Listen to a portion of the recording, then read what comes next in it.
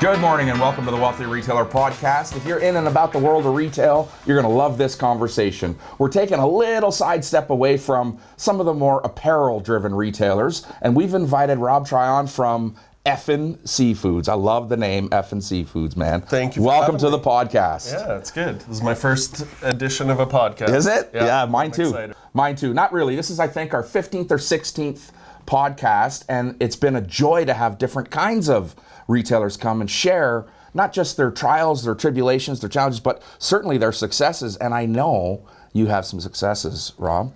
Tell us a little bit about Effing Seafoods and how you became this seafood giant in St. Albert. Well, it goes back to when I was young. I grew up around seafood. My dad was a fisherman.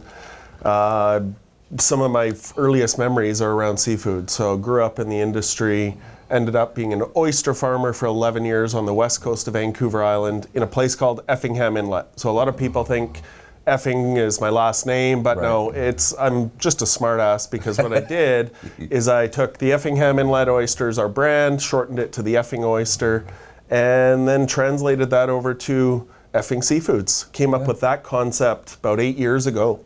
Always originally envisioned doing it on Vancouver Island. Oil field brought me out here, which, like most coastal people, chasing oil money, and did that for a couple of years. It was a nice break, and then one day finished that and said, I'm all in. Fell in love with Edmonton, in and out, through oil field a lot, and love the community, love the people here, and I saw a lot of opportunity. Us coastal people, we call Edmonton an area, Alberta, the land of opportunity, right? Sure. So started it up and decided October 1st, 2015, launched November 7th because I had everything kind of running through my mind, and here we are 4.5 years later. Yeah, in the land of milk and honey and seafood now, Alberta. Beef and oil. That's what I always say. I'm a fish guy in the land of beef and oil. Yeah, and so you're going on, I mean, this will be your 4th year? Yep. In St. Albert only? So the way I started was I was mobile. So I did a lot of farmers markets, started with a lot of restaurants, and that snowballed. So a big part of our business is wholesaling to restaurants. Sure. But I loved the farmers market aspect of it. I loved, going to the St. Albert Farmers Market on a Saturday. I'd get super excited to interact with the customers.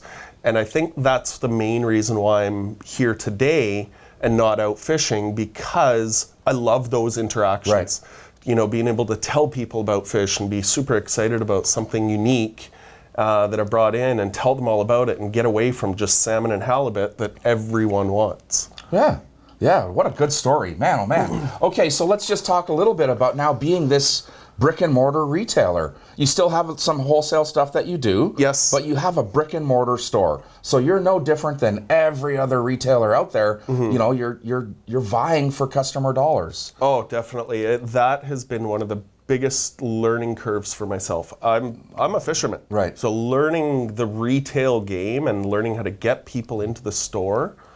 This week when I got invited on, I listened to a few of your podcasts. Sure. And it was interesting where there's so many different things that you talk about that I can apply to my business. Right. That I love because, I'm not taught, I'm self-taught, and trying to get new customers in and into the store can be tough. Right. Because seafood, that I've learned, is a luxury, not a necessity. Yes. So when the downturn came last fall for me, it was very eye-opening that we have a couple different locations. We've got our Southside location at a Bountiful Farmers Market, which is indoor year-round, but then we've got our store, which is a destination in itself. And I could tell that I needed to focus on Bountiful, where we had potential customers walking by.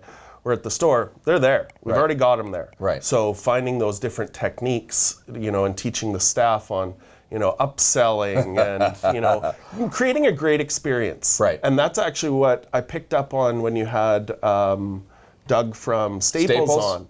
Listening to that and how he differentiated his staples from everything else. We're making it that experience. And that's something I've preached all the time to my staff. And food in general should be an experience, right? Oh, I agree. And I think what we're seeing in this modern evolving retail world, people are more enamored with your experiential retail. And, whether you're selling seafood or clothes or paper, you still have to have an experience that people enjoy and that brings them back.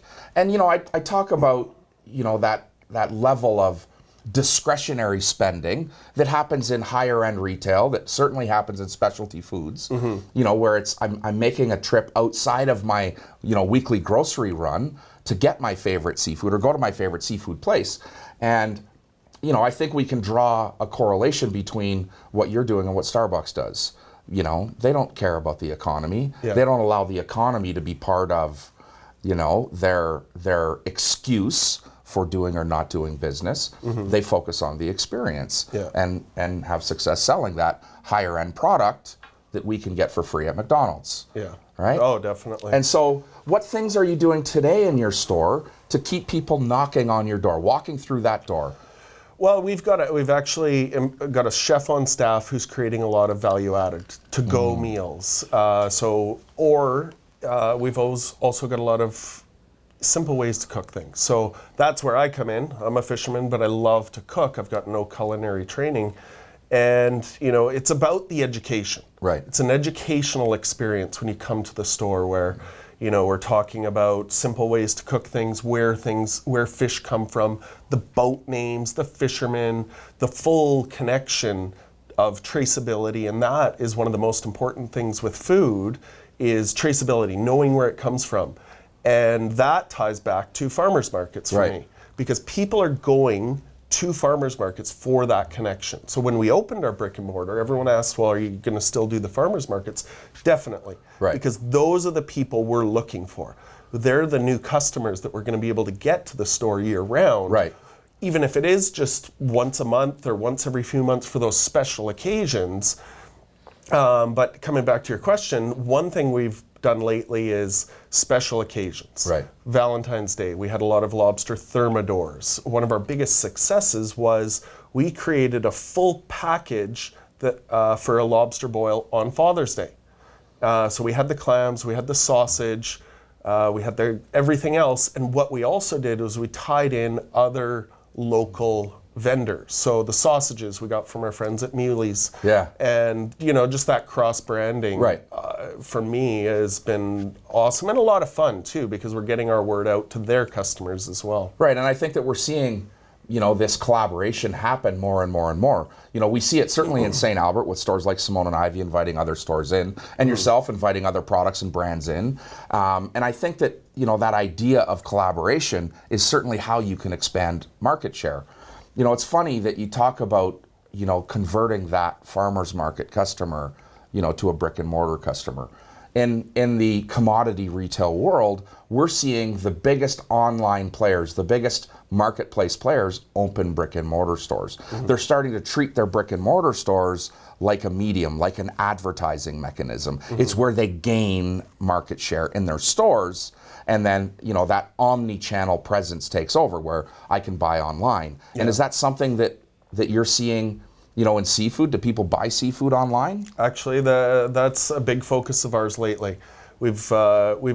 What I did when farmers markets, the outdoor markets would close in the fall, we'd launched a fish club delivery service. So we kind of looked at some of the other people that do that. And we started it 2.5 years ago. I wouldn't be here without it. So it was online focused, but now what we've done is we've launched Fish Club 2.0, and we're extending our reach down to Calgary, out to Lake Louise, all over Alberta, including Fort Mac as well. And I'm very conscious of that online presence. We've got the brick and mortar, and that's what I've been looking at, and I'm like, how do I utilize this space more? How do I utilize this frozen inventory? And through Google Ads, and I'm self-taught, and a lot of social media and getting that word out. So we just launched a couple days ago. We've already had a few new customers coming in, and my focus is spreading the word down to places like Calgary. And so how do you ship those products to them?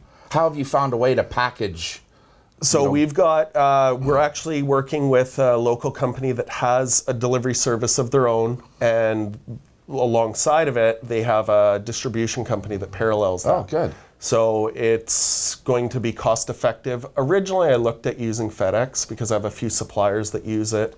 Well, we work with a company called True Local that ships proteins all over Alberta. And FedEx would be, this way that we've come up with, that we found, is going to be much more efficient for us because it's a local Edmonton company. So there's that. I love working with other local companies.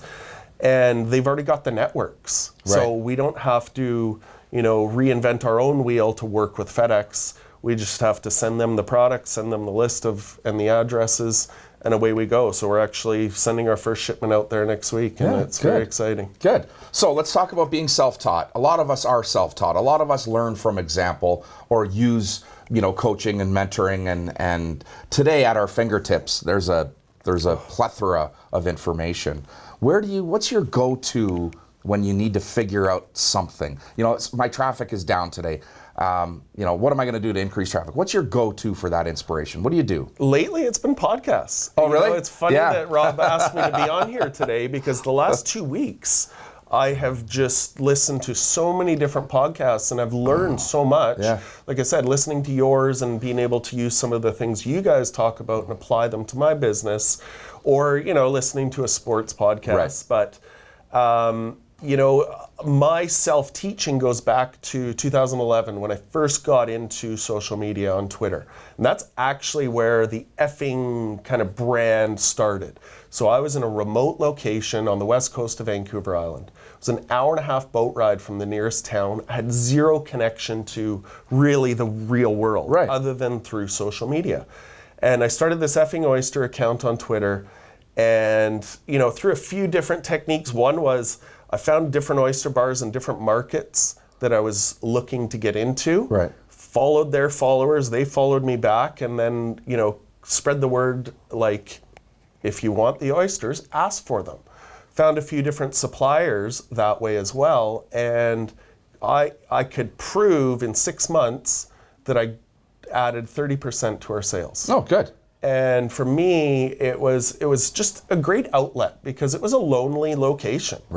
And that's where my self-teaching started, because I go back to a story where there's an oyster blogger in New York who also was a marketing executive for Bauer and Nike. And she says, "Oh, you've got great branding." I said, "What's branding? I'm just doing my thing. I'm just having fun and spreading the word." And it honestly led me to here, because if I had not had that connection to the outside world, I wouldn't have gained the confidence that I can actually do something more than be a fisherman or a laborer on an oyster farm. And like I said, the reason I'm doing this today is because I love those interactions with people or chefs. The passion that chefs have is just, I've become such great friends with so many great chefs around the city, and it's because of that mutual passion for food. And you're in a market that is not what I would call oversaturated. Being a fish guy in the land of beef and oil, I would agree. If I had done this on Vancouver Island or in Vancouver, it would be a whole different ballgame. It's a different game. Do you have a lot of competition other than the typical grocer? I've never looked at it as competition. I've always just kind of put my head down and do what I do. Making sure, in the competition sense, making sure my lineup of fish is unique. My story's unique. Those relationships are strong. So there are quite a few other distributors in Edmonton. Some that are way bigger than I am. But I know, and I've always said, I'm a niche seafood supplier. Yeah, but I think you touched on something that's important, that no matter what business you're in, you apply this in your business and you can find success. You're unique. You have a unique story. You have a unique, you have these differentiators. What are your differentiators, or what is your differentiator today that sets you apart from, whatever that competition may be. You know, I'm never someone that really has looked at or leaned on competition either. Yeah. It's important for me to know what others are doing, Yeah. but I'm more competitive with myself. You know, we set goals and targets and look to achieve that with our unique presentation, whatever it is. Today it's a podcast. Yeah, no, I know, agree. right? And yeah, I guess that goes back to when I first started. Service, quality, and knowledge. Right.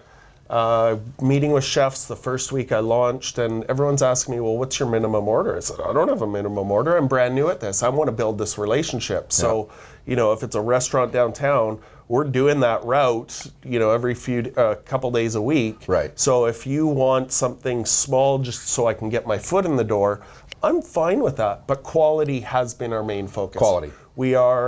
I'm very proud that we are known for our quality. Yeah, good. You know? Well, I mean, there's this, you know, we've got really two legs to stand on in retail, you know, of the 3 or 4 that are available. I mean, is it price, quality, service? Yeah. You know, what's it going to be? And if you choose quality and service, then price falls to the background. And people are happy to pay for better quality and better service, a better experience. Do you agree? Oh, 100%. And, you know, I kind of chuckle when you bring that up, because something I used to do at the farmer's market was to draw attention, but also to make the conversation not about price, is I would have my prices listed so outrageous, like $80,000 a pound for whatever the product was, to start that conversation. So people are like, are you for real? And depending on my mood, I would say, well, I don't know, the boss is a lunatic. I haven't sold anything here today.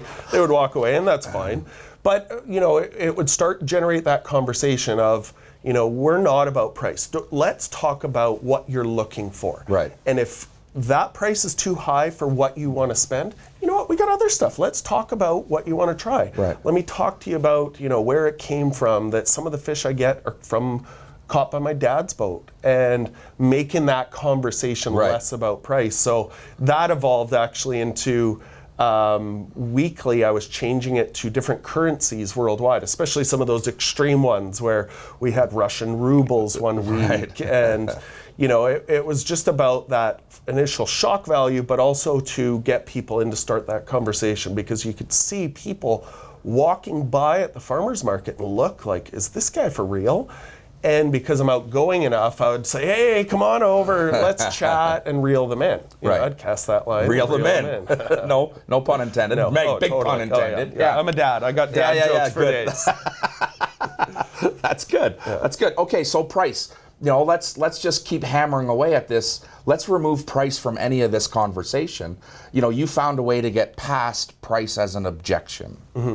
And is your focus in store, not, you know, I'm at the same price as, you know, a grocer in town on Dungeness crab or, you know, on lobster, but rather I have a better product.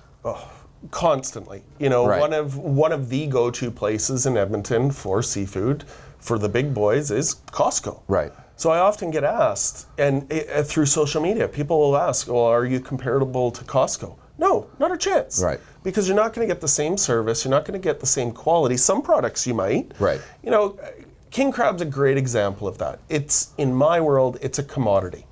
I avoided it for the longest time. I started bringing it in this Christmas as a necessity. Right.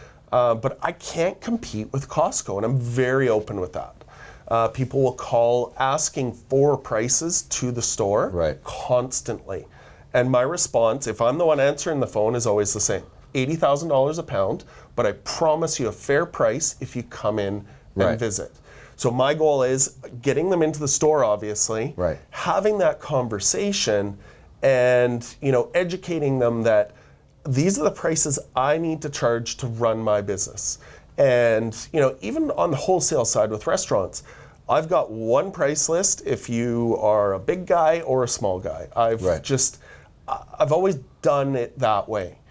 Yeah, there's different ways to do it, and I should look after some people better than others. But for me, it's about, you know, that standard procedure of just knowing this is what I need to run my business. Right. And I've got no business background. I think a lot of us are afraid to stand up and say, you know, my price is carefully calculated to protect my corporate equity. I need to be here tomorrow. I'm feeding a family. Yeah. Right? I'm putting my name on the back of your kid's soccer jersey, so I need to be able to protect my pricing so that I'm here tomorrow, that I'm sustainable. Yeah. And I don't think that we have to ever play in that pricing game. No, and you know, those aren't really the people I'm looking to get into the store, and they're not your target customer. Yeah, you know, you want the people that are looking for that experience. You know, because I can be very cheeky. Yeah. And, you know, I'll joke with people about, you know, if they come in and they ask, well, what's the price of that? And, you know, through a conversation, I'll threaten to take their photo and post it on the band wall, which is in the bathroom. But because I love those interactions so much, I can reel it back in also with the name of the company. If I can see someone's getting a bit put off, I can just say, I just like effing with people. Yeah. So yeah. Good for you. I mean, I think that that's part of your unique presentation, that you're okay being you. You're being transparent. This is who you are. And I think I know that that's attractive to customers. People that are real. Yeah. You know, you're not building a facade. This is who we are. Yeah, no, for sure. Yeah. And I've had quite a few people comment about that because I am very active on social media. I can be cheeky there, and then they come in, they're like, oh, you're the same guy. You're the same dude. Yeah, good for you. And so let's talk a little bit about, you have a destination store. So, you know, you don't rely a lot on, I mean, when I say destination store, it's a nice way of saying it's not easy to get to your place. No, it's definitely off. Right? You're off the beaten main path. track. Yeah, for sure. And so you have to do things differently to get people into your store. Mm-hmm. And do you measure things like conversion and closing ratio, and how many people leave without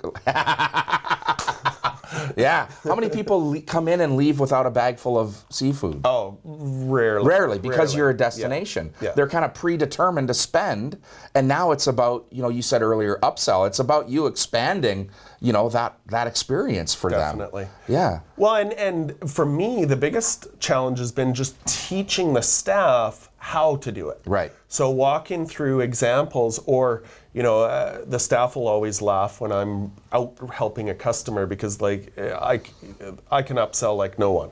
So the fun part for me is that challenge. Right. And that's how I relay it to the staff is, you know, challenging yourself to get, you know, one of our house-made sauces is an upsell. And usually our upsells are the chef value-added products. So right. I tell the staff, all right, once you've helped the customer with what they're looking for, maybe drop, you know, another fish in the display, talk about right. one of the other fresh options. Then as they're walking by the freezer cooler, oh, don't forget about our crab haddock right. cakes. And then when they're finishing at the till, and just through my own experiences, I've tried to plan those where things are placed. Right. And it's an interesting learning experience. It's a journey when they start the purchase process in your store, right? Definitely. I mean, they come in for one thing or one idea, one meal typically that we're preparing for, and then you take them on this journey. Yeah. And you keep using that word upsell, you know, and in my language,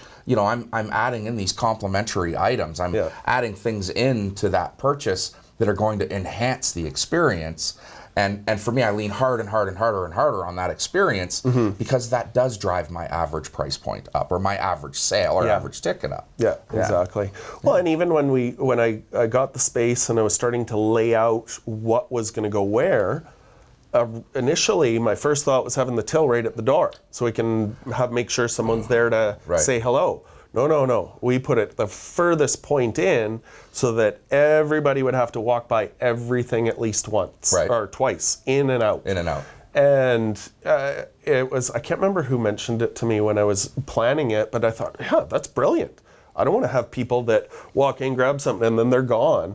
We want to give them the full experience. Right, give them the experience, the travel. I mean, I think it is a journey in every store, and planning a traffic pattern is critical. And some people do it by chance. You know, it's just dumb luck that they have a traffic pattern. But it is a well thought out plan inside your store to get people, to give people an exposure, or, you know, to enhance that experience as they shop. For sure. Yeah, good for you. So what other things are you doing, you know, to get people to that destination? How do you tell people where you are? How do we get that message out?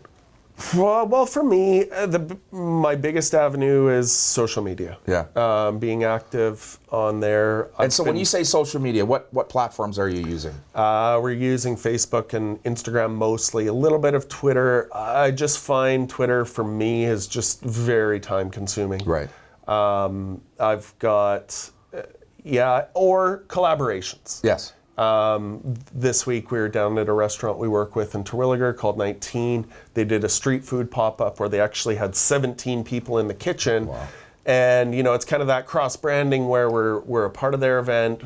For me, I learned really quickly that working with these big-name chefs in the city and becoming friends with them also gave me credibility because we're working with these top restaurants.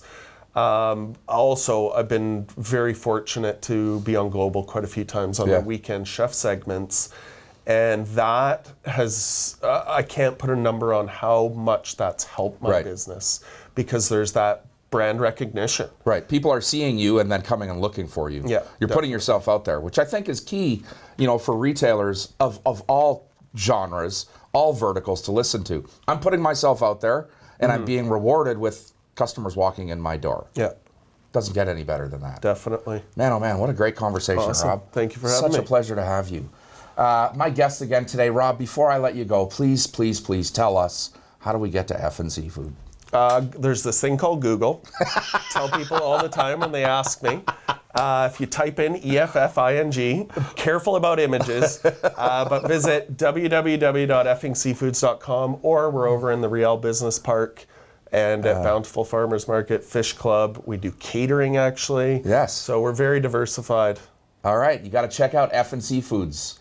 This is Dan with The Wealthy Retailer. And before I let you go, you need to make sure that you're subscribed to the wealthyretailer.com newsletter, and of course this podcast. We have a ton of great information and more guests just like Rob. Here's another great podcast you should check out. In fact, if you haven't already, subscribe above and check out all of our podcasts. Subscribe above or visit thewealthyretailer.com and join our newsletter.